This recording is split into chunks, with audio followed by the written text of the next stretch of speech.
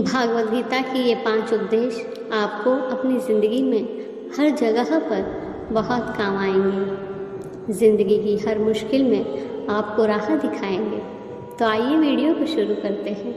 इससे पहले कि हम आगे बढ़ें, अगर आप हमारे चैनल पर नए हैं तो प्लीज़ चैनल को लाइक एंड सब्सक्राइब ज़रूर कर दीजिएगा। आपके सारे दुखों का कारण किसी को अपना मानना है। क्या आपने कभी ध्यान दिया है आपके जीवन के सारे दुख, सारे परेशानियां, सारी चिंताएं वहीं से आती है। जहां आपको अपनापन महसूस होने लगता है, वहीं से ही सारे दुखों की शुरुआत होती है। वहीं से हर तकलीफ की शुरुआत होती है।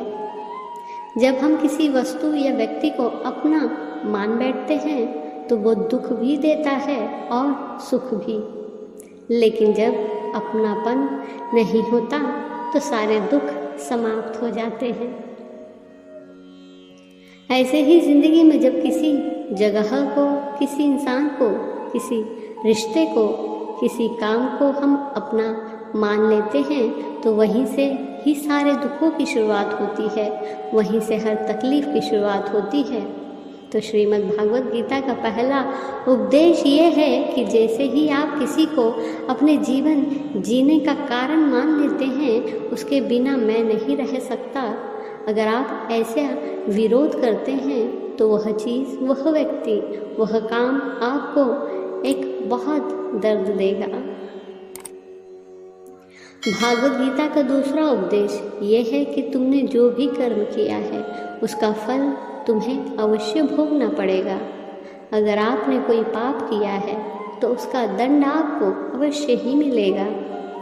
कोई व्यक्ति कितना भी गुप्त रूप से कार्य करे, चाहे वो कितनी ही चतुराई से कार्य करे, लेकिन कहा जाता है कि उस भगवान के चारों ओर कैमरे लगे हुए हैं।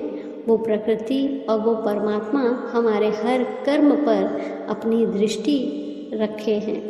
हमारे एक एक कर्म का हिसाब होता है उनके पास। गीता के उपदेश से हमें यही शिक्षा मिलती है कि कोई अपने आप को कितना भी चालबाज या चतुर क्यों न समझे, लेकिन अगर उसने गलत कर्म किए हैं, आज नहीं तो कल उसे उसका फल भोगना ही पड़ेगा। व्यक्ति अपने किए हुए कर्म से बिना उसे भोगे कभी छूट नहीं सकता। गीता का तीसरा उद्देश्य ये है कि आज में जियो, कल की चिंता करना छोड़ दो। जो भी व्यक्ति अपनी बीती हुए कल या अपने आने वाले कल में खोया रहता है, वो ज़िंदगी में कभी खुश नहीं रह सकता। आपको ज़िंदगी में खुश सिर्फ और सिर्फ तब मिलती है जब आप वर्तमान में जी सके, आज के आनंद को जी सके। बीते हुए कल का और आने वाले कल का कोई वास्तविक अस्तित्व नहीं होता। वो सिर्फ आपके बुद्धि और आपके विचारों में होता है। उसकी कोई वास्तविकता नहीं होती। उसे सिर्फ आप अपने मन के अंदर और बुद्धि के अंदर जीते हैं, लेकिन जिसे आप वास्तविकता में जीते हैं वो आपका आज होता है, वो आपका चल रहा होता है। अगर आप अपने मन और बुद्धि को अपने कल में अटका के रखेंगे, अपने भूतकाल और भविष्यकाल में अटका के रखेंगे, तो याद रखना आप कभी खुश नहीं रह पाएंगे। और अगर ज़िंदगी में खुश रहना चाहते हो तो आज में और इसी पल में जीना सीखें। गीता का चौथा उपदेश ये है कि जो तुम्हारे साथ अधर्म करते हैं, पाप करते हैं, गलत करते हैं, उन्हें दंड अवश्य मिलना चाहिए। यदि तुम उन्हें सहन करोगे तो वे तुम्हारे साथ और अधिक गलत करेंगे। यदि तुम उसे सहन करोगे तो उसके पाप में आप भी भागीदार हो जाएंगे। अर्जुन युद्ध के मैदान में खड़े होकर श्री कृष्ण से कहते हैं, मैं जिनसे युद्ध करने जा रहा हूँ ये सब मेरे भाई हैं, मेरे गुरुजन हैं। मैं इनके सामने कैसे हथियार उठाऊं, उन्हें कैसे मारूं? तब भगवान श्री कृष्ण ने अर्जुन से कहा कि हे अर्जुन, तुम जिसे अपना समझ रहे हो सभी अधर्मी हैं, वे पाप के पक्ष में खड़े हैं। और यदि आप उन्हें नहीं मारते, यदि आप उनसे नहीं लड़ेंगे तो समाज में और पाप होंगे। क्योंकि जब कोई ऐसे पापियों को नहीं रोकता है तो यह और भी पाप करते हैं।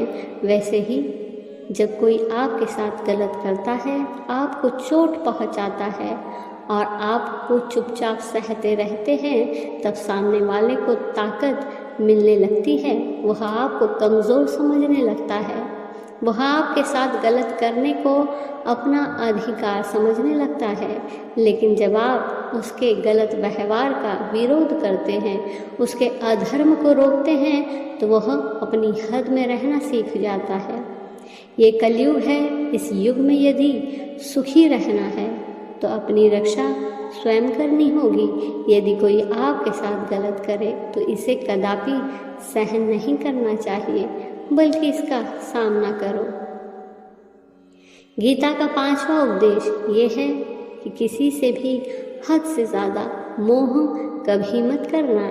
जिसमें भी आप सबसे ज़्यादा मोह लगाओगे, देखना वो आपको ज़रूर रुलाएगी। मोह के वजह से ही आप किसी के पीछे भागते रहते हैं। मोह के वजह से ही आपको कई बार अपना अपमान भी सहन करना पड़ता है, और कई लोगों को मोह की वजह से अपना अपमान तक नहीं दिखता कि सामने वाला आपकी इज्जत तक नहीं कर रहा। वो मोह आपकी आंखों पे ऐसी पट्टी लगा देता है कि आपको सच और झूठ दिखाई ही नहीं देता। आपको किसी इंसान का चेहरा दिखाई ही नहीं देता। आप जो देखते हैं, जो सुनते हैं, इस पर यकीन कर लेते हैं, फिर चाहे आपको कितना ही दर्द क्यों ना मिल रहा हो। अगर आप किसी इंसान को ठीक से समझना चाहते हैं, किसी की सच्चाई जानना चाहते हैं, तो उसके लिए ये बहुत ज़रूरी है आप उसके मोह से जल्दी बाहर आ जाए। वास्तव में रिश्ते दुख नहीं देते, आपका मोह आपको दुख देता है। जिस दिन मोह खत्म हो जाएगा, उस दिन आपको किसी भी रिश्ते से कोई दुख नहीं मिल सकता, क्योंकि आपको फिर कोई फ़र्क ही नहीं पड़ेगा।